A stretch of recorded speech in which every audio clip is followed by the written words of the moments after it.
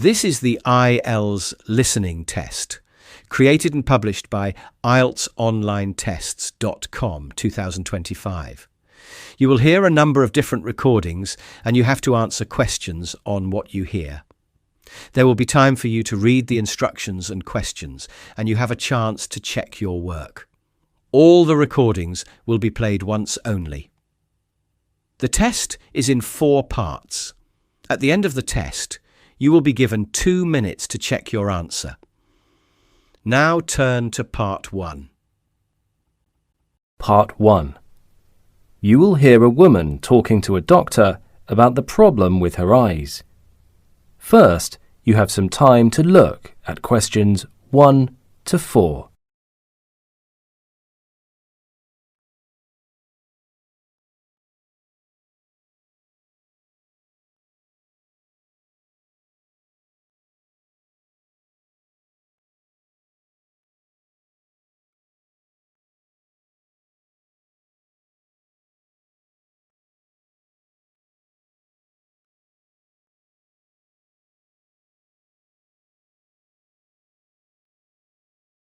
Now listen carefully and answer questions 1 to 4.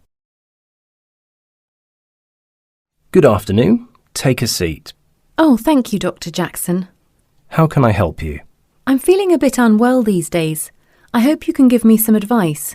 OK, could we start off with some basic details so that I can fill in the patient form? Sure. First of all, what's your full name, please? It's Anu Atkinson. Could you spell your family name? Atkinson. Atkinson. Do you know your postcode? Yes, I think it's EL214FB. Let me check.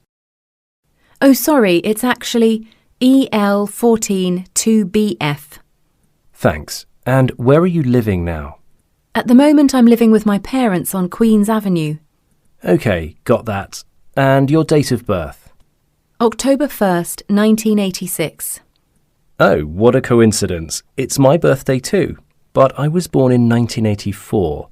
Do you have a telephone number that I can contact you with? Yes, it's 875934, but I'm out and about a lot in the afternoon and evening. So would the best time to ring you be in the morning? Yes. Fine, got that.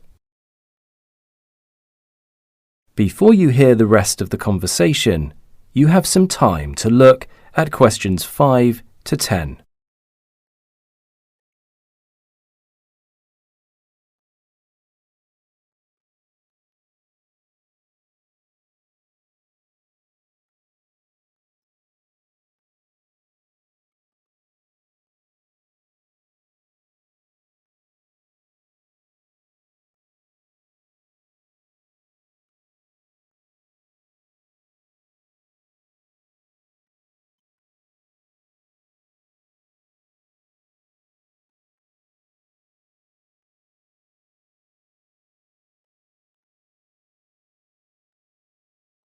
Now listen carefully and answer questions 5 to 10.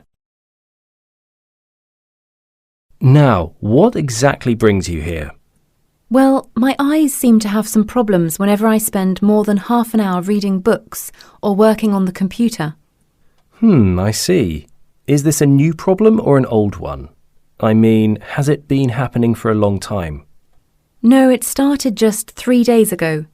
Oh no, I think it was 5 days ago in the gym after I played badminton. So it was after you played badminton. What is the symptom exactly?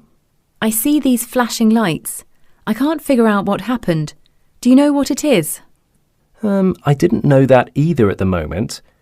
What was the condition of the room where you played badminton? Was it very dark? Oh, it was very bright. Sometimes I couldn't even open my eyes. Since then, I haven't been able to see things clearly. Oh, that might be the reason. And have you ever been treated before for anything like dizziness? Well, I went into Central Hospital last month because of severe headache, and they kept me in for observation for a couple of days, but they couldn't find anything wrong. OK, I'll make a note of that too. Thank you.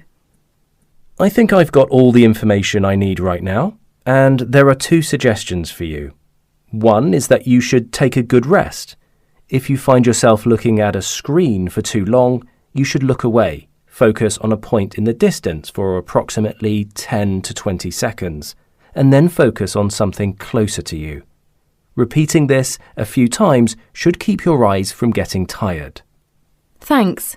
And what about the second one? I'll give you some eye drops. You can use it before bed. That should reduce levels of eye strain. Here's the prescription. If the situation doesn't improve in a week, come back and see me again. I see. Thank you for your advice. I will give it a try. Goodbye. Bye. That is the end of part 1. You now have 30 seconds to check your answers to part 1.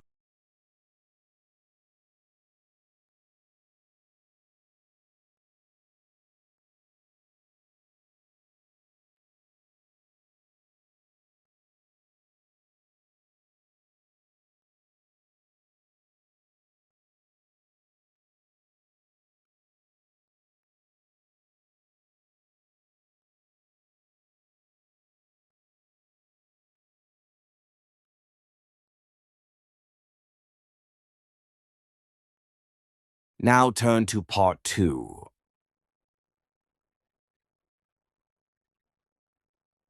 Part 2. You will hear a man sharing his experiences with the oceanic island traveling. First, you have some time to look at questions 11 to 17.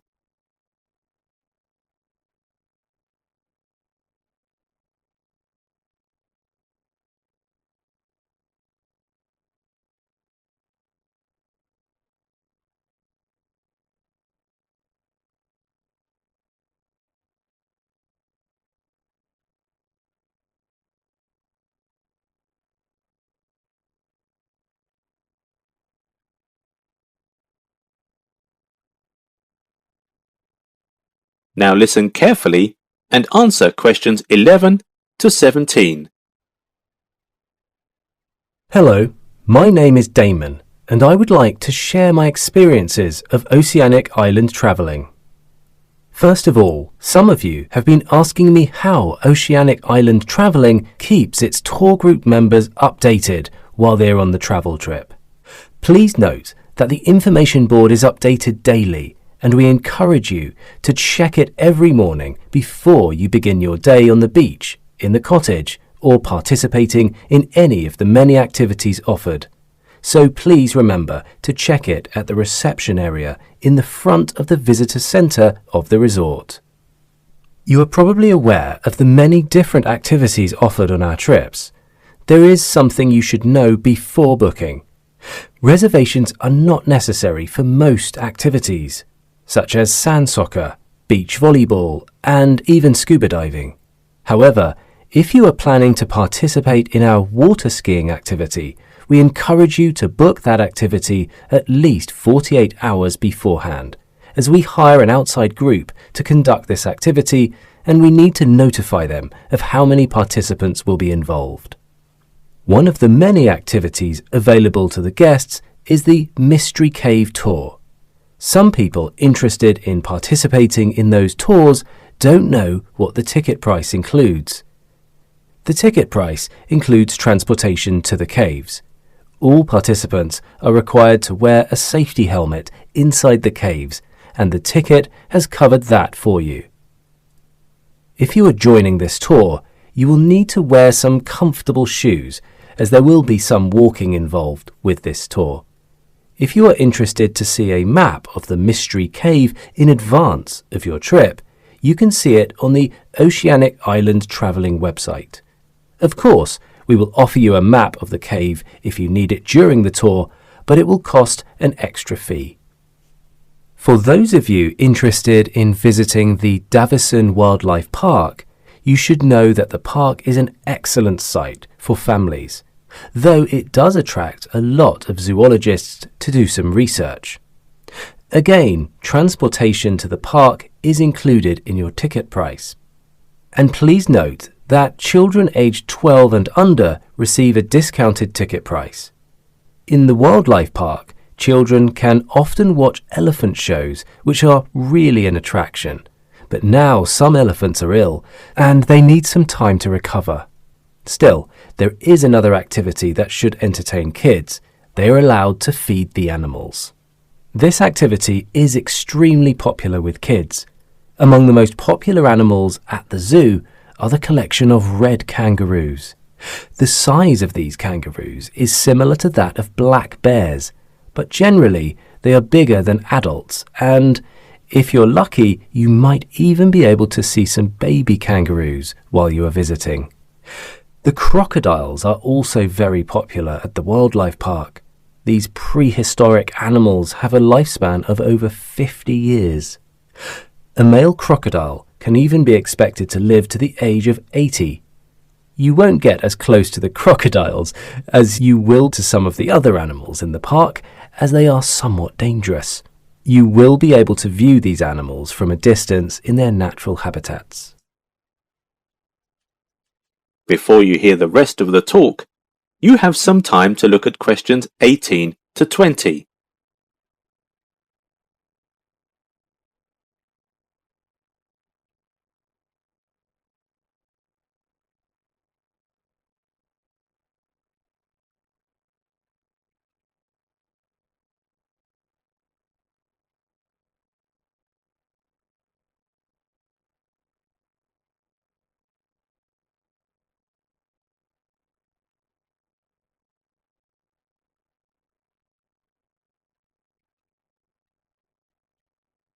Now listen and answer questions 18 to 20. For those of you that have previously participated in this tour, please know that some of the activities which were previously available are no longer available and have been replaced with new activities. The barbecue and the bonfire are now restricted by ordinance due to fire precautions in the area. Instead of going hiking on the hills, most of our tourists prefer to visit many of the gift shops in the area to buy souvenirs for themselves or for family and friends who are not on the tour. The emu farm, which has previously been a popular place to visit, is now temporarily closed for business. But newly available to you is a popular trip offered to the Nelson Cheese Factory, in which visitors can take a tour and learn all about the process of manufacturing cheese. And finally, a visit to the St. John's Fruit Farm is another very popular day trip. The fruit farm is within walking distance of our cottages, and you can get there by minibus this time, but we'll have a few nature trails that go past the cottages in the future. At the farm, you will be able to pick strawberries and apples in the farm's orchards and fields. Many tourists enjoy this activity a lot. We don't have hill hiking in the area, but we do have tours that involve in other destinations. Contact me if you are interested. That is the end of part 2. You now have 30 seconds to check your answers to part 2.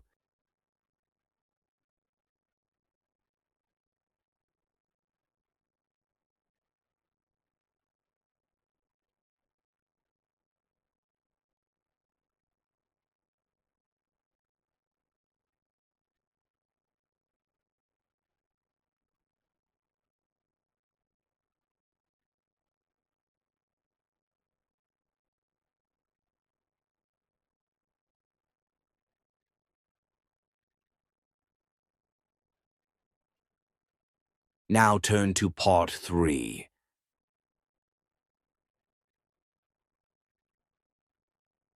Part 3. You will hear Jack and his tutor discussing a research on food. First, you have some time to look at questions 21 to 25.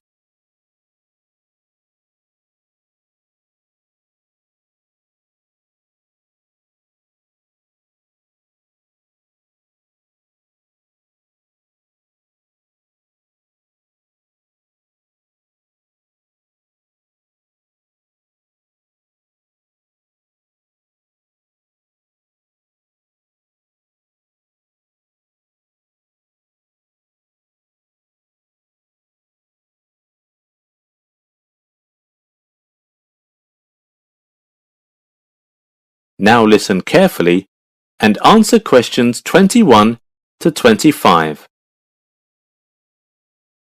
Jack, how is your research into food additives and ingredients going?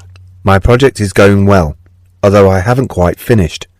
There are a few remaining points I need to research and some data to compile. I'm happy to hear it's coming along well. I understand you collaborated with a partner on some aspects of this project. Sometimes it's worth teaming up with a fellow student, especially if you've worked together before and you know you can perform well as a team. Originally, I thought the research material would be complicated, so I should ask a friend to help interpret the results.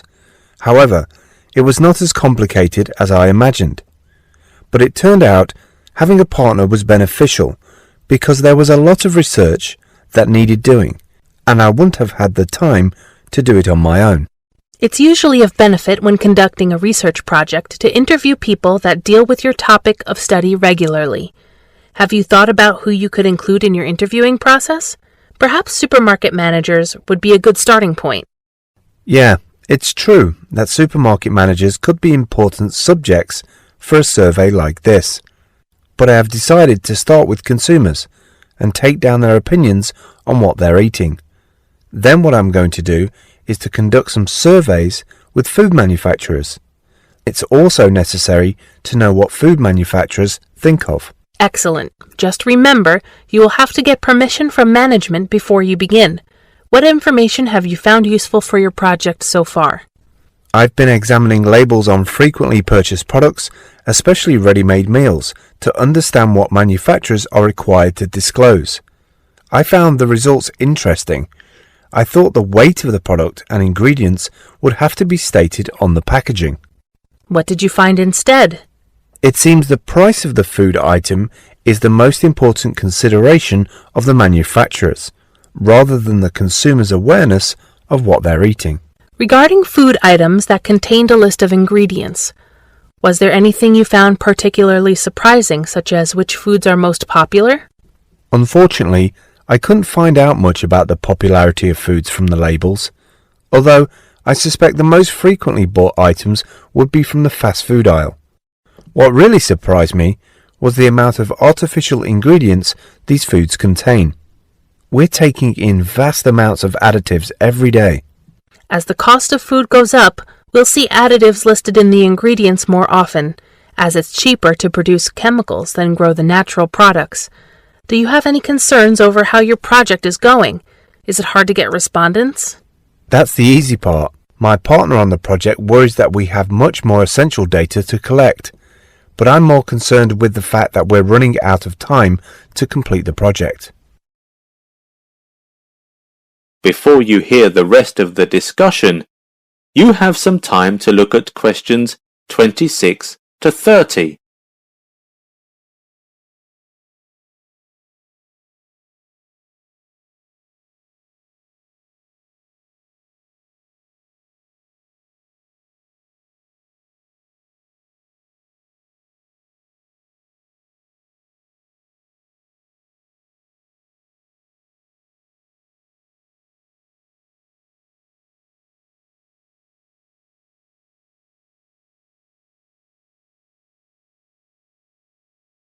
Now listen and answer questions 26 to 30.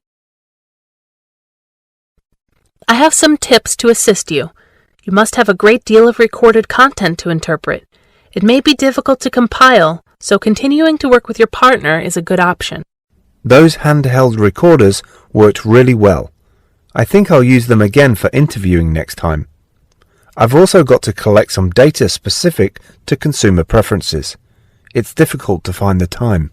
There's no harm in asking someone else to collect it and even analyze it. You just need the results. Some of the first-year students would be glad to have the experience. That would be fantastic. I've got some specific research to do on the ingredients of well-done beef. It's a controversial issue. Perhaps you could read some articles on the subject beforehand, although there is not much information available. I understand why you want to include this in your project, but I think you need to weigh up its worth against the time it would take. It wouldn't be worth it. True. I still have those interviews in the shopping centre to conduct. I suggest before you begin that you do some training.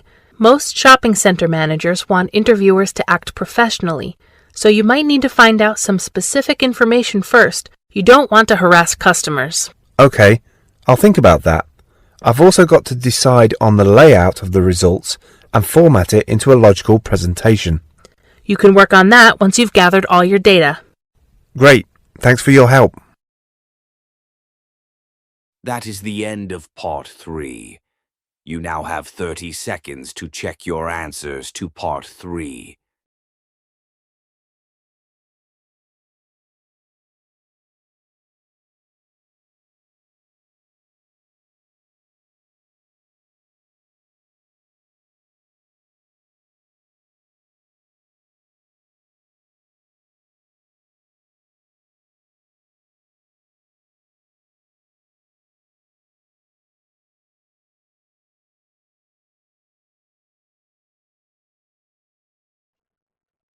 Now turn to Part 4.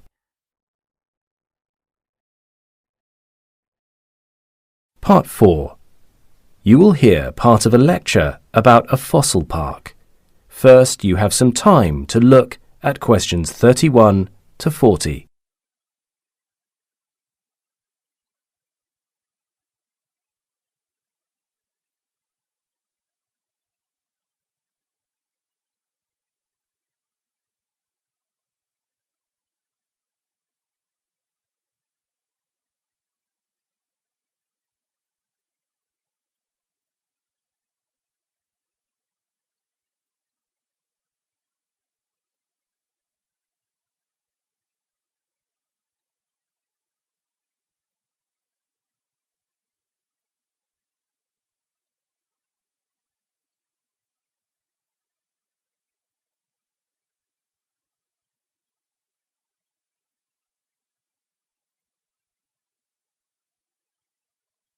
Now listen carefully and answer questions 31 to 40. Welcome, students, to the daily talk on the fossils found here at Green Mountain Fossil Park. First, I will tell you a little about the history of our park. The park is designed to educate you on what the environment was like in this area around 5 million years ago, when most of the area was at sea level and near water bodies, such as lakes and seas. These bodies of water provided moisture and significant plant and animal variety, which has resulted in the fantastic collection of fossils which you will see today. The fossils here were discovered by mine workers during the 1960s, and the park itself was open to tourists and students back in 1985. We have 3 types of fossils here in the park. The first are transitional fossils. These are rare fossils that appear to exhibit traits of the animal's evolutionary ancestors and its descendants, such as an animal showing both dinosaur and bird-like features. Next, we have preserved fossils, which are more common fossilized remains. These are fossils in which the structure of an animal or plant remains intact, and you can clearly see something like a plant or a fish. Thirdly, we have fossils which indirectly show the activities of animals, such as their tracks and burrows, and we refer to these as trace fossils. You may wonder how fossils are formed. Well, many people think it happens when organisms are caught in a volcanic eruption and are trapped in ash, but in reality these formations are rare. The most common way a fossil is formed is through petrifaction. An animal dies and becomes buried under mud or silt. Over time the mud hardens around the bones of the animal. Eventually the bones also decay and are replaced by minerals which form the shape of the fossil in stone. You will see many of this kind of fossil today. After you finish today's tour, you may wish to take home a souvenir. We encourage you to do so. There is a shop outside the park, but you can also make purchases from our exhibitions. The money raised helps to fund our work of preserving this wonderful site. Of course, you can also buy fossils and take them home. Please don't think that all fossils are expensive to buy. The majority are small and affordable samples that are as wonderful as the larger ones. Don't forget to check them out.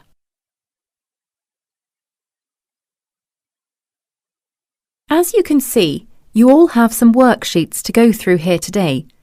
These will help you to learn as much as you can from your visit.